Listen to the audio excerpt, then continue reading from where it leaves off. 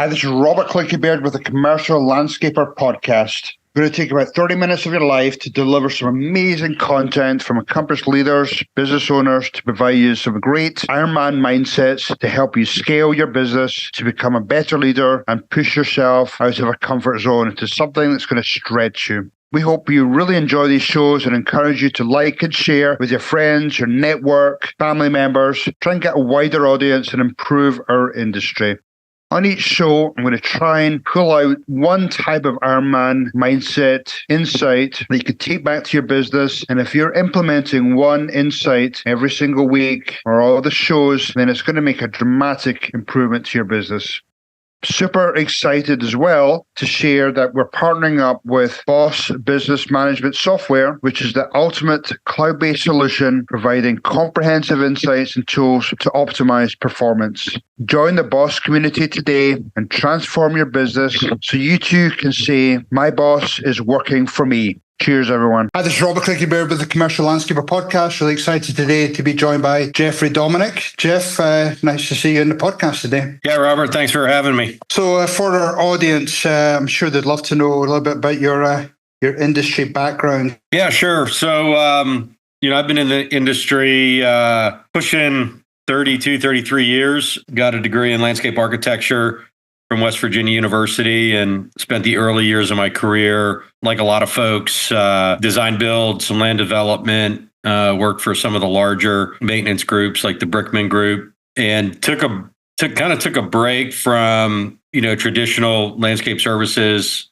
took an opportunity with NDS Drainage Products as a regional sales manager. And really, that's where I say I kind of grew up in my career. I spent nearly 10 years there. It was the first private equity-backed company I worked for, tremendous leadership team there. By the time I left, I was running their Eastern U.S. and Eastern Canada business. They did a great job of really investing in me and giving me an opportunity to, figure out my blind spots and work on those, polish some of the edges that were pretty sharp at different points, like a lot of us. And then in early 2015, I was asked to join then John Deere Landscapes shortly after their acquisition by CD&R, and joined them in their field support office in Roswell, running their landscape supply and hardscape business. And then in 2017, they asked me to go out west, and I ran their Mountain West region. And that's really where I learned acquisitions and, partnering with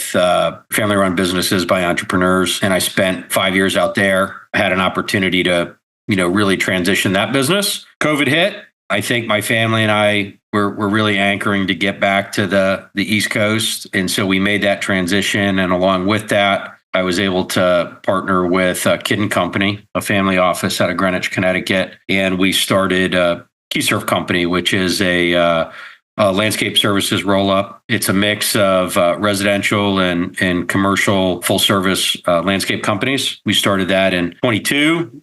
We've done 7 deals, and we finished last year around $40 million in revenue. It looks like we'll probably close a couple more deals between now and the end of the year. We've done one additional that we closed in April. So yeah, really running and having a lot of fun and, enjoying being a part of, I'd say our ever evolving industry. When you started off there, you're talking about, when going to college for landscape architecture, and now you're running, you're doing deals, you're working with finance. When you look back, you ever think, you ever would be doing this? What I knew very early in my landscape architecture education is I wasn't a very good designer, which is a real problem, I think, if that's what you want to do. But, the landscape architecture education, there's not a lot of business related to that. I think I picked a lot of that up along the way. But what that, course of education really did prepare me for is landscape architects, engineers, you're problem solvers. And, whether you're solving a problem to, lay out a new subdivision, or you're, solving a problem in business, I think, the logical design process or problem solving process is really relevant to that. So I draw from my education and, a lot of the project-based work that we did and a lot of the problem solving that we did. And I do think it gave me an opportunity to touch a lot of different aspects of the industry and be a little bit more relevant than, if I went and I got a business degree. So I really credit, what I learned at SiteOne as it relates to, P&L development and doing deals and getting the most out of good people without, them feeling like you're really working them, super hard and we're all having fun doing it. So right. I think all the different things that I've done in my career, kind of brought me back full circle to landscape services, which, the main reason I left was, you really had an option back in 2002, 2003. You could go and find your way with a bigger organization. You can, work with a smaller organization, or you can go and start your own business. At the time, I was living in Atlanta, Georgia. I knew that's not where, I wanted home to be. It never really felt like that was the right place to be. So I was always fearful of starting a business and kind of being stuck, in that geography. And so that's when I left, the landscape services space and went into the adjacent side of the industry on manufacturing and then subsequently distribution. For people who are maybe just about to leave college or maybe just early parts of their career, what would be the biggest piece of advice you would give them? Knowing what you've been through and the experience you picked up and the coaching you mentioned, what would be the biggest piece of advice to them? I think I waited too long in my career, to find a mentor. Somebody that I looked up to that could kind of tell you when you were being, a little bit stupid or, thinking a little bit, thinking a little bit crazy, but also somebody that you just respected and you just enjoyed hearing them talk about their career. We just had he was 20 years older than I was, but we just, we really clicked. We had some similar hobbies and interests. He was in a different part of his life. His kids were grown, my kids were real small, and he was able to share some insights in terms of, balancing your career and what he knew my lofty goals were, with, family and your spouse and those sorts of things. And I think it would have been really great if I could have found that person a little bit earlier in my career. I think culturally now, I think it's a little bit more common. I think older, more experienced folks tend to seek out those younger individuals. And I think some of the younger individuals through social media and, different networking aspects have the ability to, gain a lot more insight, a lot more efficiently, whether it's first person or just somebody you tend to read about or listen to or admire. So, and it doesn't have to be somebody like you. It needs to be somebody that you relate to. One of the things we were going to talk about today was, private equity, roll-ups. You said, I think your company now have acquired 6 companies, I think I heard you say. 7. What are some of the things what are the sort of things you look for? Because, M&A market, especially in the landscape space, has really been, heated up over the last 3, 4, 5 years. There's probably less companies out there that are, I suppose to choose from. But what are some of the main criteria that you look for? For us, it always starts with the seller. I think we want to partner with companies that, the seller has aspirations and is selling for the right reasons. Our hypothesis and the hypothesis I laid out was there's a lot of really great, landscape companies in that, $5 to $10 million revenue range, $1.5, $2 million of EBITDA. And for the ownership to, take that business to the next step, they have to make significant investments, take pretty significant capital risks. They're sitting in a really great place, right? They're very comfortable. Their business is generating a lot of cash. They don't have a lot of debt. They've got, long-term trusted employees. But most of these sellers realize that if they don't do something, they're going to probably lose, some of their talent because they're not going to be able to, provide them the opportunity that somebody else might. And, quite frankly, that's kind of why I left the industry or the landscape services space when I did, because, I had aspirations and those opportunities just really were not, they weren't there. You really had to look around for them. And so I wanted to create my own path and I did that. So I start with the seller, and then, obviously we look at profitability and the health of the business and the mix. I would say the mix, everybody likes recurring and reoccurring services. It's great when you can find a business that's 70% recurring or 80% recurring. But we also will look at a company and say, there's an opportunity for us. And, we've got a pretty good customer acquisition strategy, and we've been pretty effective at bringing new customers into the business. So changing that mix over time doesn't necessarily scare us, so long as, we have the right partner to do that and they're lined up with it. And it's been a mix of, companies. I mean, we've got a couple of guys that, they wanted to get the business to the next level. We've done a couple of them where they said, I should have sold this thing 10 years ago, but, I was having fun and, I didn't want to do that.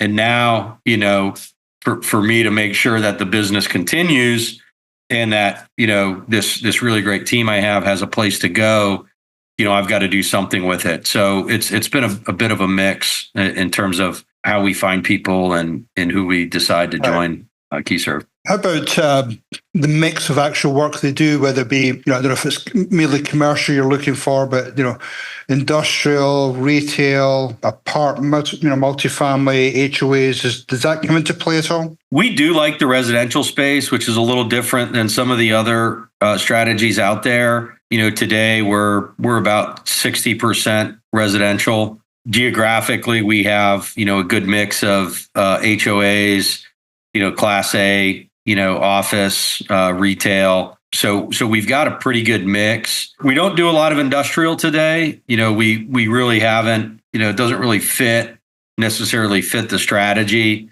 We like the HOA because in a lot of ways it is very much like residential, right? High service, fairly demanding, and we're set up to handle those types of situations. We've got great relationships with, property management groups on the Class A office side. And we do some industrial, but we really haven't targeted that. We also do some, what I would consider public space work. We work with some school districts and some other areas, and that's proven to be pretty good work for us as well. Yeah, there's a certain stigma around private equity. They only, care about the numbers. There's so many horror stories out there about partnerships, and here you are, as a company asking you to basically get in bed with them. How do you overcome some of those fears or challenges? Yeah, we're pretty lucky. I mean, Kidd & Company is, it's a family office. So, there's really 5 investment professionals there. Bill Kidd is the founder. He's been doing this since, I think, 1972. So he's got a lot of experience under his belt. When I was, presenting this strategy to different organizations, and we had options. There were a lot of folks interested in the landscape space. There were a lot of folks interested in the background and the strategy that I put forward. But what I really liked about Kidd & Company was, number one, they don't pretend to be operators, right? So, their expertise is to bring the capital and to help put the deals together, to support the team that's operating the business. And they look to us and allow us to, operate the business. Secondly, they've got a really great rollover equity program for the sellers. When I was talking to other equity groups, some groups didn't have any rollover equity. Other groups had equity that, kind of sat below their equity. Kidd & Company's equity is what we call preferred equity. It actually sits above the common stock. And I really liked that. It was very different. I felt like I would feel very comfortable and confident in talking to a potential seller and saying, hey, look, worst case scenario, this is face value, right? You're not sitting below us. And there's downside protection related to this, and it's proven to be a key part of our strategy, and sellers really subscribe to that component. So, and then the other thing is we're not running a cost out strategy. A lot of these companies, in most cases, when we buy an organization, there's probably a little bit more dis-synergy than there is, synergy. A lot of these groups, maybe they have benefits, maybe they don't, maybe they're, quality benefits, maybe they're not. We carry more insurance. We have better PTO policies and those sorts of things. And we tend to, try to, remove that stigma by just, kind of putting our money where our mouth is and doing the right thing, for all the individuals. I mean, this is kind of a personal strategy for me. I want to give those, 20-something-year-old kids that are, where I was when I chose to, kind of go to the manufacturing side of the world. I want them to see that there's a path, whether they're running a crew today or they're an account manager, they can do, they can do what I'm doing. They can, there's going to be opportunities, and hopefully they choose to do that with KeyServ, but the industry is really maturing and there's some real professionalism that's coming down the line and creating opportunities for, guys who got a degree in horticulture or landscape architecture because they liked it, or maybe they didn't get a degree at all. It doesn't matter. You learn the business and, you can learn different facets and you'll have an opportunity to be successful. That's awesome. I've got a couple of questions related to that. With the family ownership, not having that landscape experience, was that a challenge at all? Just trying to educate them on just some of the, weather-related challenges in the landscape industry, snow. Obviously we saw a boost with COVID, but, there's things that happen all the time that are weather-related that can, somebody that doesn't really know the industry can question. Yeah. Well, it's kind of funny and I chuckle about it, whether you're a banker or whatever, everybody has some relationship with the landscape industry, whether they were mowing lawns as kids or they hire a landscaper, every week. There's some perception of, hey, we understand this industry and we know what it's about. But yeah, it does take some time. And I remember, at SiteOne, when we were trying to, when the executive team was trying to communicate to the broader markets about weather and that, if you have an early spring, this is kind of what happens. And if you have a late spring, this is kind of what happens. But over the period of 4 quarters, with a few exceptions, things kind of tend to normalize. The one thing that I told them, I said, in all my years in the industry, the only thing that I know to be true is that good years always go through October. And what I mean by that is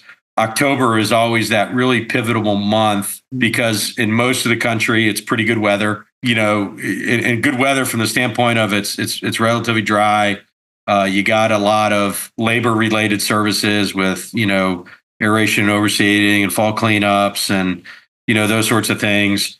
You get good productivity out of your crews because they're coming out of the dog days of summer and they're a little chilly in the morning and it gets those guys excited. So, and that, I think that's proven to be true. September, sometimes August, September can be a little rocky. And then you have this, like what happened in October? Well, October happened in October. And so, yeah, it's taken some time, but they understand it and they see it and they know there's some things that are outside of our control and we just try to work through them. The other piece you mentioned, about the roll-ups, got a nice plan in place. And how, as a lot of sellers, owners don't necessarily know their financials all that well. And it's, there's certainly a fair amount of education needed. And then you start to talk to them about private equity and the values and EBITDA. And how much of that education piece do you have to go through when you're starting to talk to potential sellers? Yeah. So we've got good partners on the quality of earnings. And I would say the quality of the financials, I think everybody we've worked with is using QuickBooks in one way, shape, or form. They've all got, cash basis accounting. They're all, they all maximize, the tax laws and the rules around, what to do at year end to best, suit the tax obligations. And really, you kind of throw all that out in the private equity roll-up world, and it's all related to we're really driving that EBITDA number. We're accrual based accounting. We've got a good team, and a lot of the processes that we see were very manual and cumbersome, and we try to automate, some of those. So yeah, I mean, I would say education is important, both during the process. Most of these folks, it's the first time they've ever sold a business. A lot of them have had brokers, and, good broker, will make a difference. A good CPA, a good attorney, those things, make a difference. You definitely don't want to hire the guy that, did your will to sell your business, right? Yes. So, but once we get the deals closed, I mean, we've got a good field support team, and, they're patient, and they want them to understand the why. They want them to understand the difference between cash and accrual, and why recognizing revenue and expenses in the right period is so critical, to the business, because all the reporting and everything ties to, the efficiency of the crews. So yeah, it's a big part. And, quite frankly, I mean, that's the fun part too. I mean, what I've been, just continually impressed by, these family companies and these entrepreneurs is, in spite of not knowing GAAP accounting principles, they still run a hell of a business, right? In spite of, not having a master's degree in finance, they really understand the numbers in their business and, the economics. I mean, they may be non-traditional, but we often joke that, during the first 90 or 120 days, our job is to suck all that stuff that you've got between your ears and get that out into the open, so that, more broadly, everybody in the business knows what's happening. So right. That's actually a fun part. And I've enjoyed working with all the sellers, and, have good relationships with those guys to, help them to be successful. And, they all have equity. So, they're looking for that second bite of the apple. So they're really... Jeff, we're just running out of time here, but just real quick, what's the best way for people to get in touch with you, maybe just to learn about your whole process, learn about your company? What's the best way to do that? Yeah, I mean, you can go to our website. It's KeyServCo.com, KeyServCo.com, or they can catch me on LinkedIn. I spend some time on there. And my email is jeff@KeyServCo.com. So, whether they're interested or they just want to chat, I enjoy, talking and meeting the folks in the industry. So feel free to reach out. I'd love to hear from you. Awesome, Jeff. Really appreciate your time today. Appreciate your nuggets of sharing. Good luck with your continued endeavors. I'm sure we'll cross paths again. Thanks, Robert. Okay, thank you. Take care. Talk to you soon. Hopefully that was pure dead brilliant for you today, and you got some great Ironman mindset takeaways for your business or your leadership role. This is Robert Clickybeard. Love to get you, your friends, your employees to join us in our future journey. So please subscribe to your various podcast channels. Visit our website, commerciallandscaper.com or wilson-360.com. You could check out our digital courses. You could check out peer groups, coaching, my book, Ironman Mindset for Entrepreneurs. And we just want you to have a pure, dead, brilliant day. And finally, thanks again to Boss Business Management Software, which is the ultimate cloud-based solution providing comprehensive insights and tools to optimize performance. Join the Boss community today and transform your business so you too can say, my boss is working for me. Cheers, everyone.